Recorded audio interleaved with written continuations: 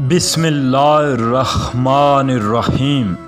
شروع اللہ کے نام سے جو بڑا مہربان نہایت رحم والا ہے۔ اللہ والے کی جانب سے اللہ والوں کے لیے۔ دنیا میں اس سے زیادہ سخت چیز کوئی نہیں کہ تمہاری کسی کے ساتھ دشمنی ہو۔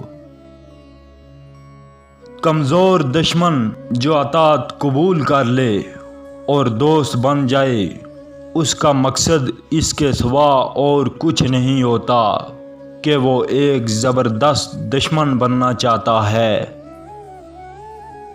دوست کی بات چیت میں آہستگی اختیار کرو، کہیں کم بخت دشمن ہی نہ سنتا ہو۔ جو شخص دشمنوں کے ساتھ صلح کرتا ہے، اسے دوستوں کو آزار پہنچانے کا خیال ہے۔ اے عقل مند، ایسے دوست سے ہاتھ دھو لے جو دشمنوں کے ساتھ اٹھتا بیٹھتا ہے۔ جو شخص اپنے سے زیادہ طاقتور کے ساتھ زور آزمائی کرنا چاہتا ہے، وہ اپنے تباہ کرنے میں دشمن کی امداد کرتا ہے۔ جو شخص اپنے دوستوں کی ہر خطا پر عتاب کرے، اس کے دشمن بہت ہوں گے۔ دوست کے ساتھ ایسا سلوک کرو کہ حاکم تک نوبت نہ پہنچے، اور دشمن سے اس طرح کا برتاؤ کرو کہ اگر حاکم تک نوبت پہنچے تو کامیابی آپ کو ہو۔ دنیا کی محبت دل کا اندھیرا ہے اور دین کی محبت دل کا نور۔ دل اداس ہو تو گونجتی شہنائیاں بھی انسان کو متوجہ نہیں کرتی۔ کانچ کا دل لے کر پتھر کی اس دنیا میں جینا بے حد مشکل ہے۔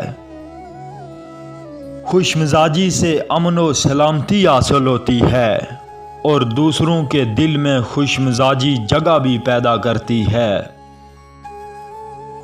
اگرچہ دل کانچ سے بھی زیادہ نازک سہی، مگر اس میں اتنی استقامت پیدا کرو کہ اگر پتھر سے ٹکرائے تو اسے ریزہ ریزہ کر دے۔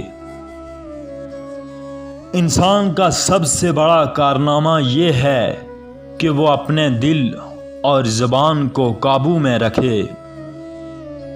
کسی کا دل نہ دکھاؤ، کیونکہ آنسو تمہارے لیے سزا بن جائیں گے۔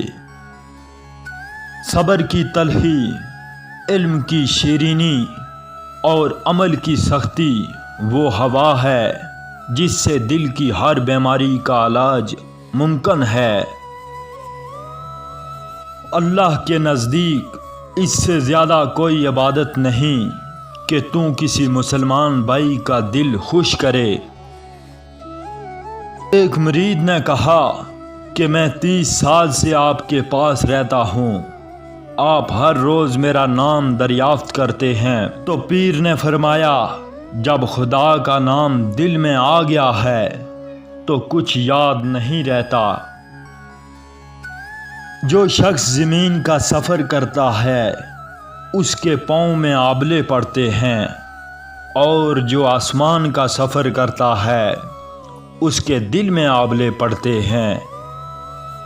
غنی وہ ہے جس کا دل اللہ کے سوا ہر چیز سے خالی ہو۔